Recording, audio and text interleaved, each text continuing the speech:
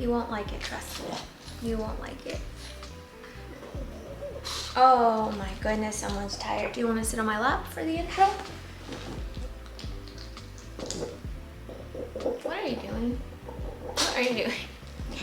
He never licks my face. He only licks my husband's face. You gonna sit down or are you just gonna stand? He's so cuddly. He's so cuddly. Okay, sit down. Oh, your breath. Knock, knock. Sit. Oh my word. Okay, sit down or else you're not gonna film. Hi guys, welcome back to another video. We are here to do the last favorites updates from 2021. I know, it feels weird now that we're going into 2023 and I'm still talking about 2021. If you're new here, I basically only did one favorites video this month, I think, this year, but I did about 4 favorites videos in 2021 and I wanted to make sure to get through all of the updates before I went into a new round of favorites. So today we're gonna wrap it up. We're gonna do December 2021 updates and I'm just gonna show you where they are now, if they are here.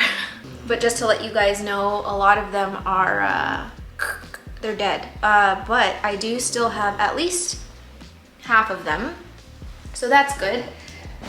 Oh God, I'm wearing a bra, it's so uncomfortable. I didn't realize that I did like 5 million plants in December, so we're just gonna get right into it. I'm going to make sure I keep scooting. Maybe I'll scooch this way and then I'll throw in, I'll throw in some footage from December of what they looked like. So the first one is my tradescantia albiflora albovittata. I actually quite enjoyed it when I had it. I actually put an ISO out for a different plant and I will quickly throw in a picture of what plant I was actually looking for, but this one came back in the ISO as the closest thing that I could get to it, so I swooped it up and yeah, I enjoyed it. I think I gave some to my mom, if I can remember, if she didn't kill it. I did mention in that video that I really liked this plant for the foliage, like for the individual variegation on like each leaf, but as a whole plant, I didn't really like the growth pattern of it. I didn't like the way that it trailed. I wanted it initially because I wanted to put some kind of contrast on this shelf, but it wasn't quite what I was looking for. But I did still enjoy it. I still kept it. I kept pruning it back because I wasn't trying to have it grow into this big ginormous thing. I can't remember though what happened to it exactly in its demise, but it is no longer with us. I can't remember when it went out, but it went out. Honey, I can't think. How about, do you want a treat? Okay. So yeah, again, not sure when it would have died, but it's no longer with us. It's not a plant that I was really looking to replace. I still am looking for this version though, if I can find it. I haven't seen it anywhere locally in terms of even collectors having it. I think it's not a plant that's really sought after. Maybe one day it's, you know, if I can get my hands on it, that would be great, but it isn't something that I'm gonna like actively look for. It's just something that I would love to add to the shelf if I can. So anyway, rest in peace, that plant. I am so sorry, but it just didn't last. Next plant on the list is my Hoya pachyclata. This is one Hoya that I just fell so in love with when I got it. It wasn't a plant that I initially wanted to have because typically I go for the little round ones, I go for the little fuzzy ones or the reptilian ones, but this is a Hoya that just sort of fell onto my lap. I believe I would have gotten it from Jing, who, by the way, has her own YouTube channel now. I will link it in the description. If you guys have been here a while, you know that I talk about Jing in probably every single video. She is one of my closest friends here who I love so much. She's so knowledgeable about Hoyas. If you want to know more about Hoyas, this is not the channel for that. Go to her channel. I'm gonna push for her to do so many Hoya videos for you guys. Anyway, so I got this plant from Jing. Pudge.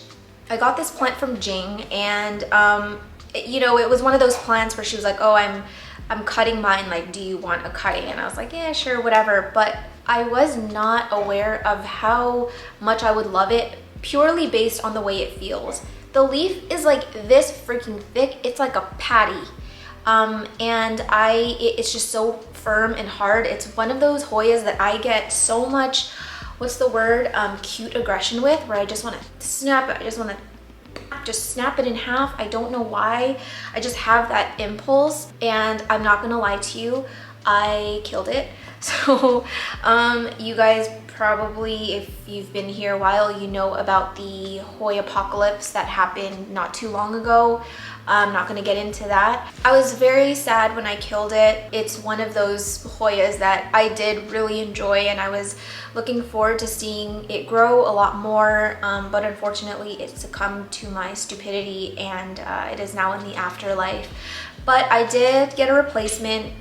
Lauren sold me one of her, I think it was her mother plant, and she let me buy it at a really, really good price, and I couldn't pass it up, and it's like 4 times larger than my original one. I love it very much, but I am still very sad about my original one. So rest in peace, my Hoya pachiclata. I'm just gonna go through quickly the ones that I killed first. There are 3 more, and then we will start taking out the plants that I still have.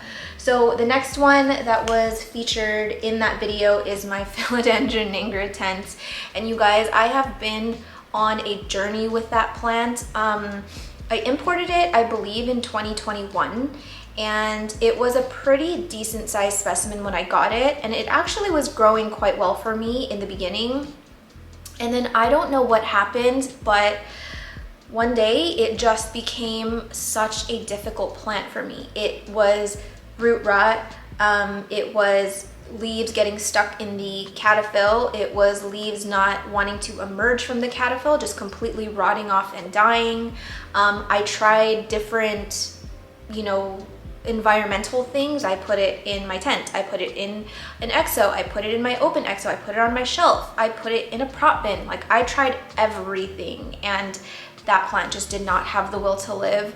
And I really, really, really gave it everything. Like, I had, you know, it had gone back down to a stump, then it would grow like 2 leaves, and then those 2 leaves would die off, and then we'd be back to a stump. I think we went through this process maybe 5 times before, again, a few weeks ago, I want to say it was like 2 weeks ago, I had like a nice, beautiful leaf, and then it just melted. So I was like, okay, you're done. And I just slam dunked it into the trash. Is that how you slam dunk? But I was just done with it because I'm going to California soon. I already know that in my absence, it probably just would completely melt and turn to mush. So I just cut my losses. I threw it away. I didn't even try and save the stem. Yes, you guys can come for me. Some people get so upset when I throw plants away, but I just felt like that nangaritense was an absolute problem child. I felt like it was a bad plant, bad plant. And I just didn't want to pass that off to anyone. So she went in the trash, and honestly, after how many times it's rotted and whatever, like the stem was like probably this big. So it just wasn't worth it for me to like spend the time to like set up pickups and whatever, someone to drive all the way out to me for a tiny little stick that probably would just give them grief. So that one is in the afterlife. I am sad, but I do still have my linamii, which I feel like they're close enough that I really don't need a nang anyway. It is a very magical plant. I'm just unfortunately not very good at growing it. So the next 2, or the last 2 plants that died are quite painful. So this one is my philodendron Dean McDowell. If you don't know what a Dean McDowell is, it is a cross between a pastazanum and a gloriosum. It was one of the first sort of uncommon plants that I ever owned in my collection. And I loved every minute of owning that plant. And it was seriously my pride and joy for so long. It was like the reason that I woke up. I'm not even exaggerating either. During this time, I was going through a very, very rough patch in my life, and some days, Like the McDowell was seriously the only thing that would get me out of bed. I'm not joking. Like especially if like an emergent leaf was coming or a leaf was hardening off and it was just getting bigger and bigger every day. It was like as soon as I opened my eyes, I was like, it's time to go see my baby. That one was growing really well for me. I think in December it had maybe 2 or 3 leaves. I'm honestly way too lazy to go look at the footage from my video. But yeah, it was a pretty decent size in December from what I can remember. But ever since I moved to this apartment from my last apartment, it's just been downhill. And I'm not quite sure why, because I actually found it to be a very easy plant for, I mean, the first few months that I had it, it was growing like a dream and I never had any issues with it. And then all of a sudden I was dealing with, I think the first issue that I was having was that just randomly it was getting like the yellow halos around the leaf until it would just completely take over the leaf. And usually that happens when like a new leaf is coming out or like maybe if it's being under fertilized. But I was doing everything by the book. I didn't change the care for it, and the new leaf would even just start turning yellow, and I just couldn't quite figure it out.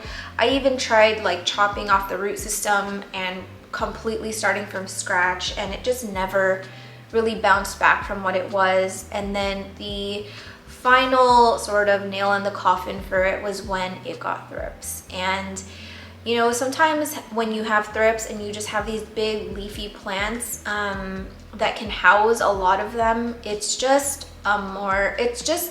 more of a pain in the ass in my experience. So I just chopped it back down to a stump, and now the stump is somewhere in my plant room if it's still with us. Anyway, rest in peace to my Dean McDowell. That one was a hard pill to swallow for sure. I was legitimately sad about that one when it died, and I still get sad, especially when I have to reminisce and look at the photos and stuff, but such is life. The last one is probably the most painful of all, and is something that I didn't talk about a lot on this channel. I really sort of just said it in passing, I think, but it's my big philodendron gloriosum, and that one was in so many of my favorites videos from 2021. I felt like I couldn't not include it even when it was like infested with spider mites. I was so proud of how large I grew it. I was just kind of, yeah, I was just proud in general. Like I felt like I was never able to grow a gloriosum that large before, and this one was finally turning into a gloriosum that I just, you know, you only see on Instagram and you're like, oh my gosh, what I'd give for one that large, but I probably have to import it that large. It was just nice seeing it every day. I felt really lucky to have it in my collection. And then, you know, it was struggling mostly because I took it out of the greenhouse because it wouldn't fit anywhere anymore. And the second that I took it out of a greenhouse, it was like extra floral nectary central. It was pushing out so much EFN the second I took it out of a greenhouse. And with the EFN, I swear it just attracted so many spider mites. I have never seen so many spider mites on a plant before. And when I say it was infested, it was freaking infested. I don't know if I can find the video anymore. If I can, I'll try and throw it up. But it was so bad, and I really tried to spare the leaves. I really worked week after week doing treatment after treatment, trying everything, Azamax, Dr. Doom's spider mite spray, spinosad, everything, and they just kept coming back. So I eventually just chopped it back down to a stump, and now it's just a stump in my plant room. Of course I'm sad, and it was a very painful process to go through, which is why I didn't do it on camera. It's a very personal experience, but I know that it was the best decision because there was just too many spider mites. I feel like it was taking up so much of my time, so much of my mental capacity, physical capacity. You know, it's not fun bringing in huge plants that are infested with pests into the shower every week, spraying these chemicals in my house every week. I was over it, so I just decided to cut my loss and just start over. So hopefully it comes back for me. I'm thinking it'll probably be dormant for the winter, but hopefully by next spring or summer I can start over and grow it back to its former glory, but I'm setting expectations really low. Okay, oh, my stomach's grumbling. So now we will get into the plants that I do have. I'm just gonna go in the order that I showed them in December. So the first one would be my dischidia nummularia. So back in December, it looks like it was just starting to trail over the pot, and I'll keep December's footage sort of running here, but show you what it looks like now. I'm gonna try to not spill. I am sort of convinced that this one has flat mites because I have looked for every kind of like visible pest, like spider mites, thrips, whatever, and I can't find anything, but all of the new leaves are starting to look like this, like really sort of deformed and has this really weird sort of thrippy copper discoloration. But anyway, besides that, this is the little growth that would have been starting to come out in December, or that started to grow out in December. I did take a cutting of it from this tip to give to a friend. So this one had grown to maybe like down here, and then I chopped it. And then after I chopped it, it sort of activated some random growth along this original cutting. So all of this here is sort of brand new. And then it has also recently pushed out some new growth over in this corner. So this one has been quite slow growing, to be honest. If you think about sort of the size from December, this is not that much larger than it was before. I mean, I don't know. It's a plant that I'm not really giving a ton of attention to. Like, I don't have it on a trellis. I don't have it like, I don't know, like in a greenhouse where it's really nice and hot, because I know dischidias can really like heat. I just have it on my shelf. It's just sort of a, not so much a filler plant, because I do really like this. I like anything that's like coin-like or whatever. But yeah, it's sort of just living and not thriving, and maybe it could be doing better if I actually gave it the time of day, but I don't know. It is what it is for now, but you know, still alive, still happy, and seemingly healthy. I do plan on purchasing a freaking microscope because I do want to see about these flat mites, just because I've pretty much ruled out every other pest that it could be, and I would like to see some like healthy new growth come in without these weird sort of, you know, signs of something on it, but that's for another day. The next one is my Xerosisios denguii. Yeah, so it was 2 separate plants in one pot. Yeah, growing pretty tall, vertical. It's getting some height. It looks like it was in a mix of, is that pond or perlite? Not perlite, leca, maybe black leca. Anywho, not much has changed since then. I did give my mom a large cutting from my main plant, and then I also gave my friend Pearl the smaller plant that was in it. So basically, this is all that's left of it. I think this would have been the same one. I'm trying to look for this leaf that's sort of like chopped in half, and I don't see it, because if my memory serves me correctly, and again, I'm just guessing here, this was the plant that I showed in December, but I would have given my mom a cutting of it. So I believe I chopped it here, and then this new growth came out of it. I think a lot has happened since 2021, obviously, and I'm just always sort of like chopping my plants for whoever, but yeah, it's been a really slow grower. It's in moss because, why is it in moss? I don't know. It never rotted or anything. I don't know why it's in moss. Why is it in moss? But either way, still with us. Again, not a plant that I'm giving a ton of care. It's not really doing a whole lot, probably because I'm not giving it a whole lot.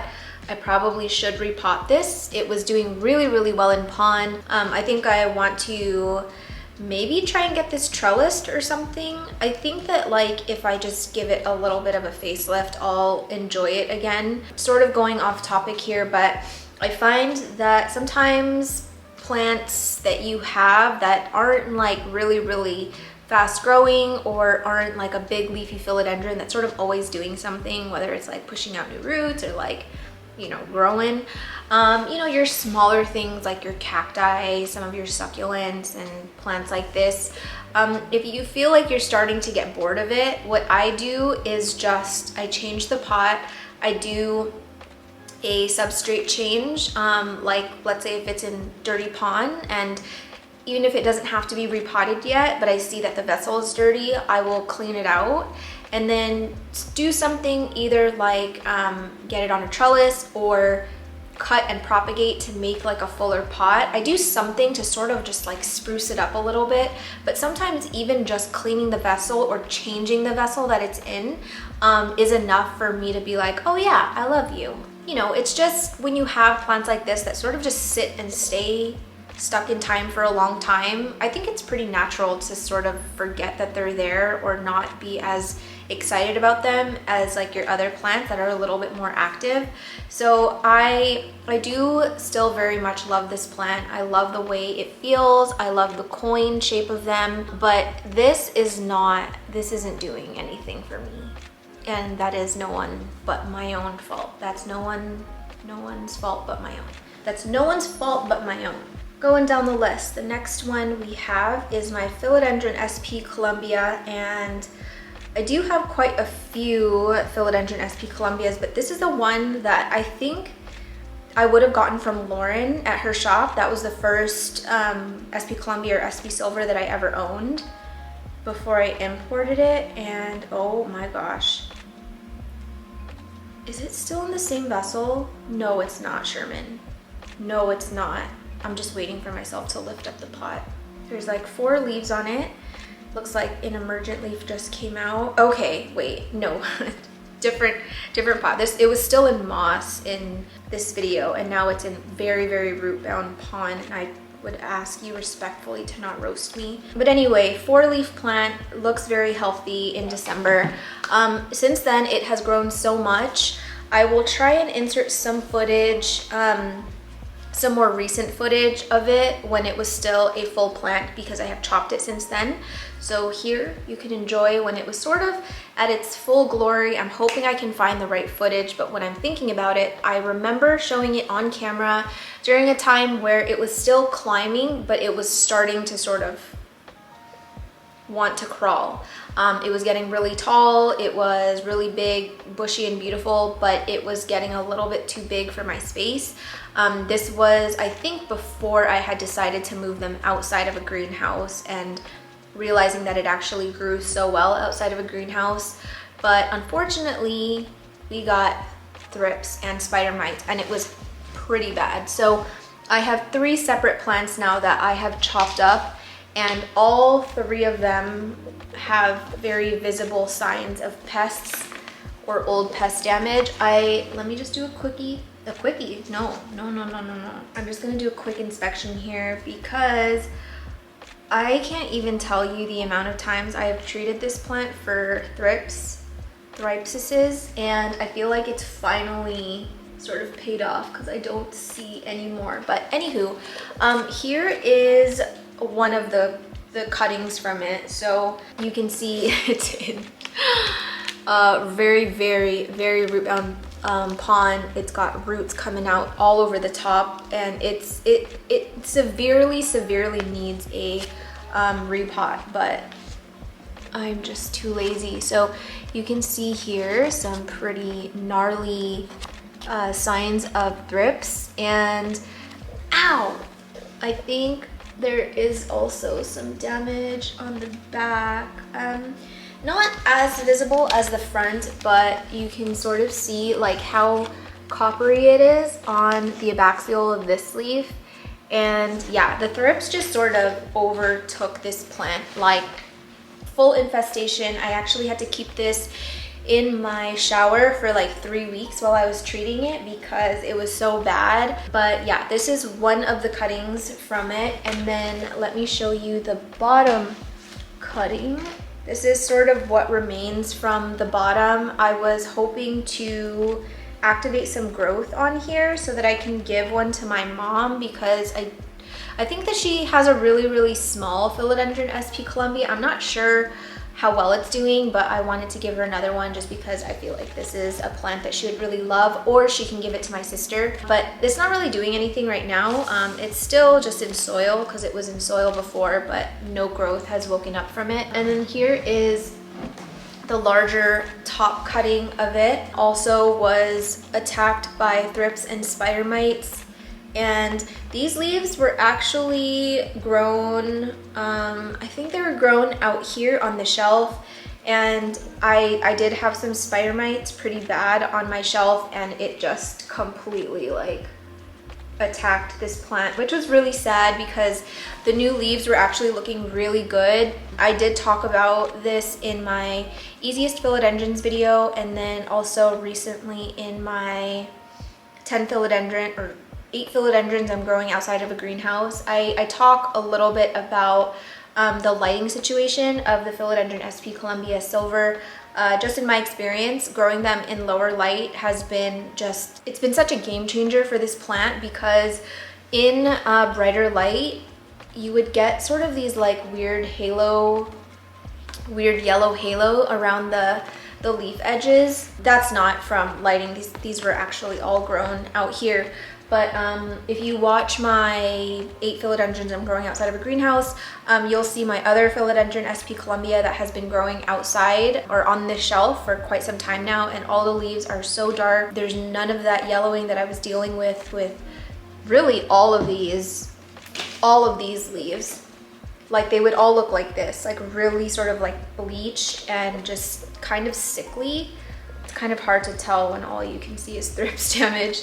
But yeah, no more grow lights for this. It's just all getting natural light from here, and no issues coming out of the caterpillar, no issues at all with sizing up growth. It's been great. So if you're having issues with bleached leaves on your SP Colombia or Silver, try lowering the light situation. But anyway, she's still with us. She's not looking her best, but I did want to make some cuttings because this is a plant that I want to have a million of, and I don't have the money to just keep buying and buying and buying, so I'm just trying to propagate them. But I know that, I think Alice mentioned either on her channel or in passing that she had some issues propagating philodendron SP Colombia, and I don't have any problems propagating them, but I do find them to kind of be slow growing in terms of like pushing out new growth, because I chopped this like a long freaking time ago and it's not done anything, and it's already dropped. I think there were 2 other leaves on this one and they both dropped. So not the easiest to propagate, I guess, but also not impossible. The next one is one of my pride and joys. It is my philodendron sodirini, and I kind of love that it's come full circle. We're back in December 2021. Just to give you a little backstory, so you can see in this video that the philodendron sodirini is on a regular moss pole, like, you know, when you just like wrap a stick with sphagnum moss and like you tie it and it just looks like a corn dog. It was on one of those. I was using those for a really long time, and then I was too lazy to make a proper extension for that sphagnum moss pole. It's not impossible, but what I would do before is just build on it. So I would put the extension stick over it and I would push it into the bottom corn dog, and then I would just build around it and wrap more sphagnum moss. But so much work for what I feel to be very little payoff, because those poles dry out so freaking fast. So I remembered I had some netting left over, and I was like, you know what, this is just so much easier. I'm just gonna clip on a piece of backing to this corn dog, and I'm just gonna extend it that way. And this is sort of when I started getting the wheels turning on a pole that was easier than a regular moss pole that's just like enclosed in netting.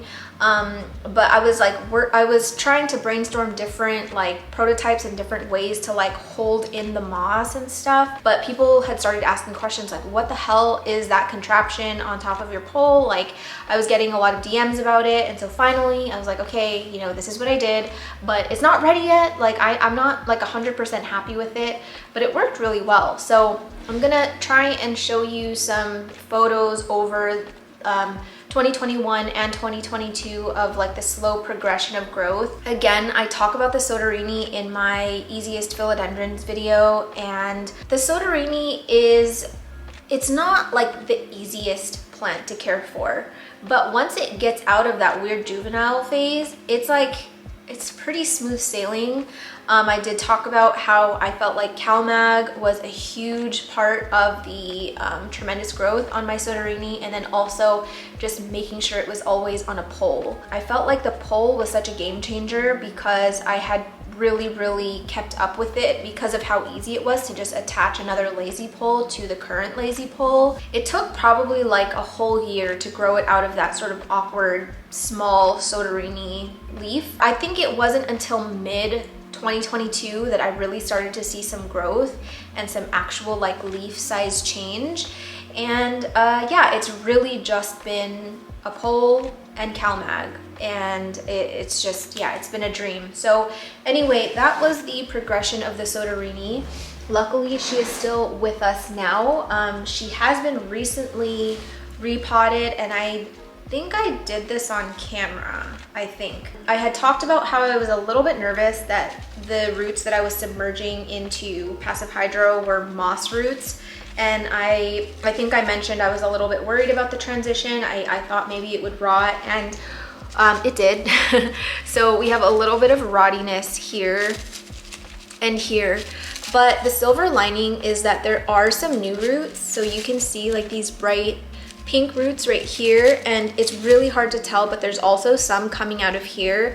So what I'm gonna do is actually lower this this water line. I'll probably dump out about like maybe half of it, and then just make sure to like spray and keep all of this nice and hydrated, because I do have some roots forming up there, which is exactly what I wanted. I have such a long stem for insurance. So I think what I can even do is, I'm not gonna remove it from the pole. I'm just gonna kind of like scrape these nodes over here and just get like any sort of like husky bark off of it. I'm gonna peel off that top layer of tissue, and then I'm gonna put a lazy strap over it to enclose it and like sort of hold that humidity in. And I'm hoping that that will induce some roots to grow along here, just in case all of these go to crap.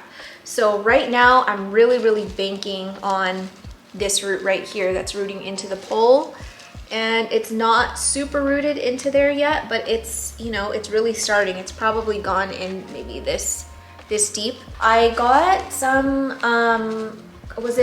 I got some comments on a video, and then I also got some DMs saying that this isn't a sodirini and that I had mistaken it for a sodiroi, but I promise you guys it was a sodirini. There's a post from Bill Rodolante, who was working in the labs on the sodirini, and they were trying to shrink the internodes of the sodiroi, and they inadvertently shrunk the size of the leaf instead of the internodes. So he showed a picture of what his sodiroi looks like now, or what his sodirini looks like now, and that it basically can just turn into a sodiroi given the right conditions, given enough time. It really took like 2 years really for it to get to this size, or maybe like a year and a half, and it's still not huge, but I mean, it's a sodiroi now. Like, this is not a sodirini. It has definitely outgrown my variegated sodiroi. It's got a new leaf coming out here. I don't expect this one to have really any size because of the fact it had been chopped and sort of repotted, and I always expect the plant to regress a little bit after an invasive repot like that, or any kind of invasive treatment. But the silver lining is, to me, is that this stem is just getting pretty thick, which is a pretty sure sign that, like, you know, the plant's gonna start sizing up a lot. So I did get it on one of Lauren's moss poles, and these are extendable. So once this outgrows this and maybe another 2 leaves, I'll be able to just extend it pretty easily and not have to fuss with it. So yeah, Sodirini is doing really well. This is a project that I've really put so much into, and I've wanted to give up so many times, but I just realized once you get that perfect recipe, these are actually pretty easy to care for.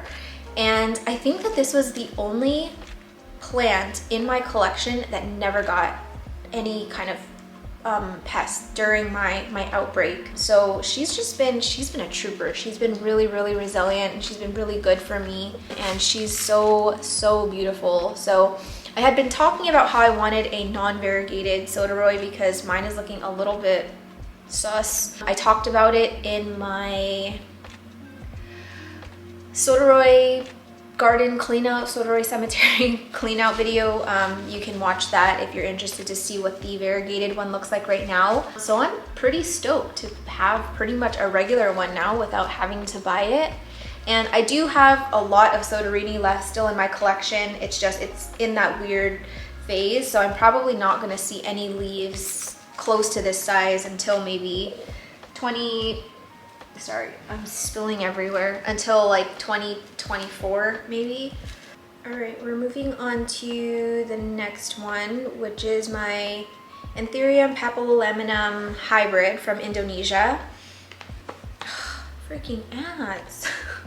I know they're my own ads, but like, I'm trying to work here. Oh, it was so tiny, it was so small.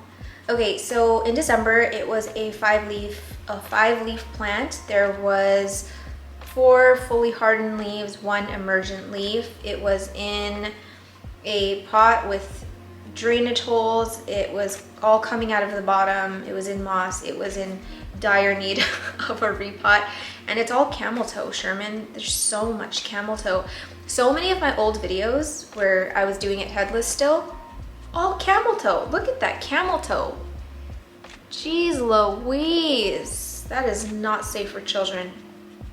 Anyway, so it's come a long way since then. If you guys have been here, you know that I've transitioned all of my anthuriums outside of greenhouses. Back in December 2021, it still would have been growing inside of my exo. So a lot of my anthuriums took a hit. You can kind of see that journey in, there's a plant room shelf video, and then there's the 6-month update. The 6-month update is kind of where I show all the juicy stuff. But it's just been a time for my anthuriums, especially with the pests being around and the low humidity. They've all seen better days, but she's with us, and she's definitely much larger than she was before. She's recently repotted, and she kind of threw a little bit of a tantrum.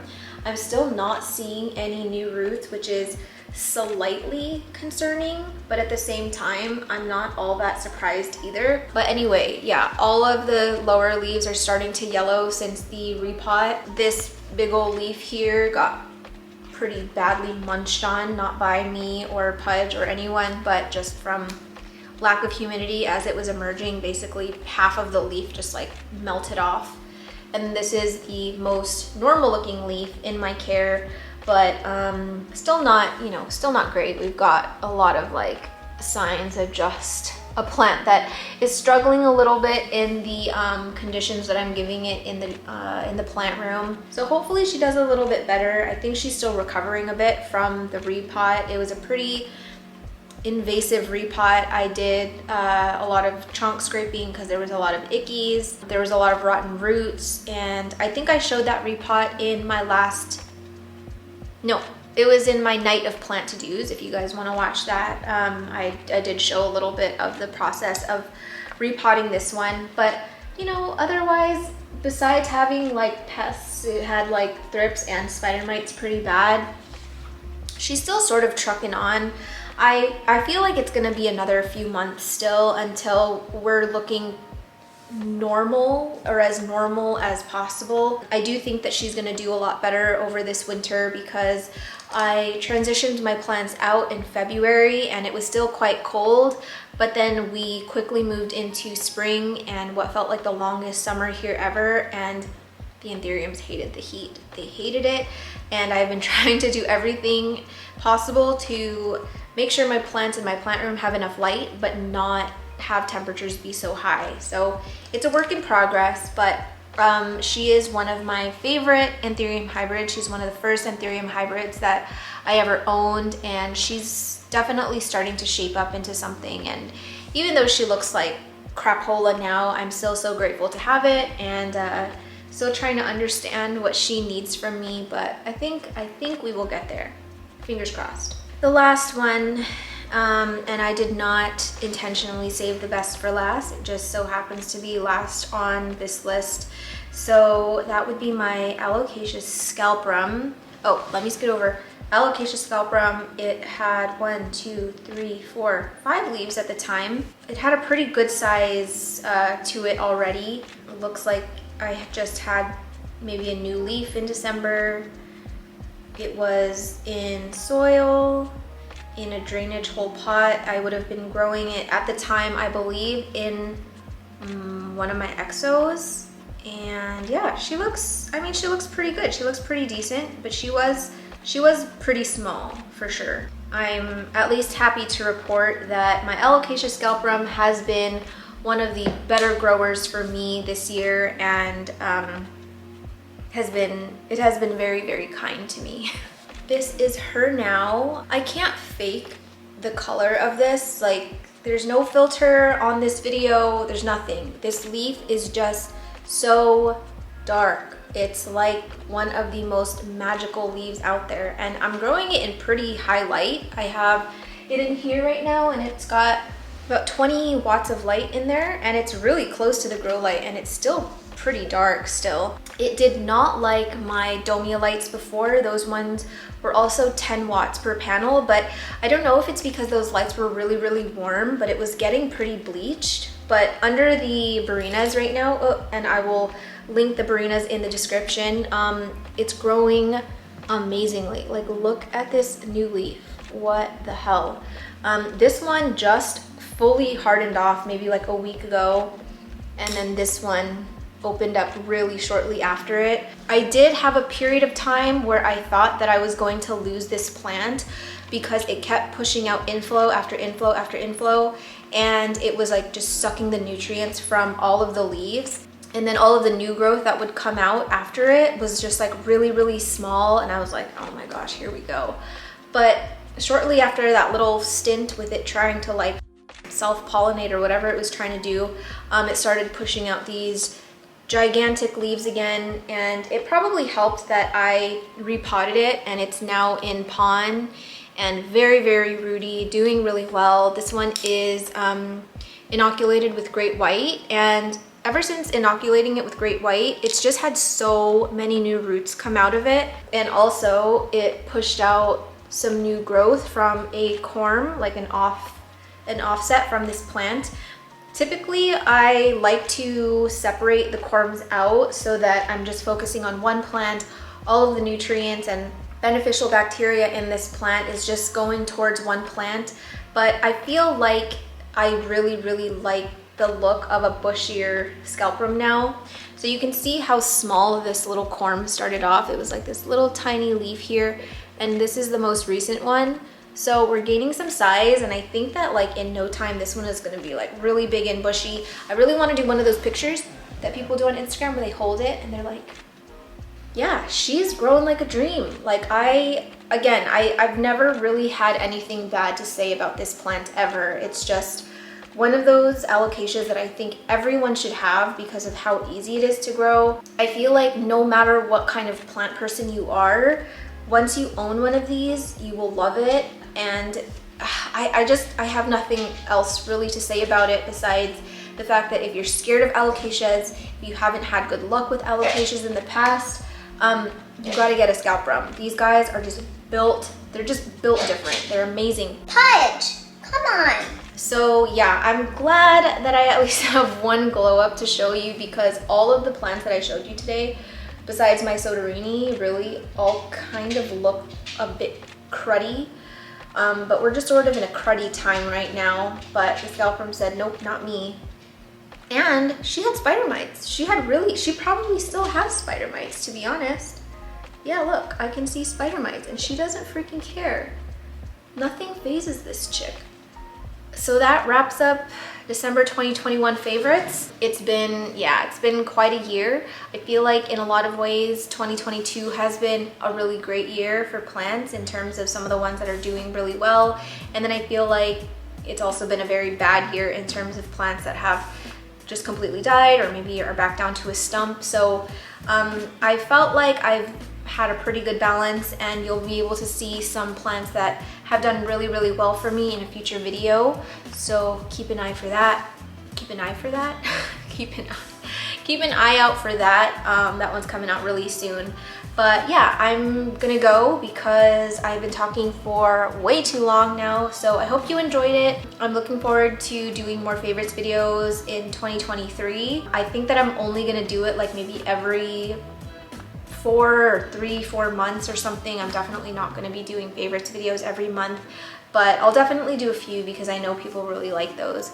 So anyway, I'm gonna go. Thank you guys for watching another video. If you liked it, please don't forget to give it a thumbs up because it helps us a lot on YouTube. I appreciate you guys for being here. Thank you for all of the love on a weekly basis, and I'll see you in the next one.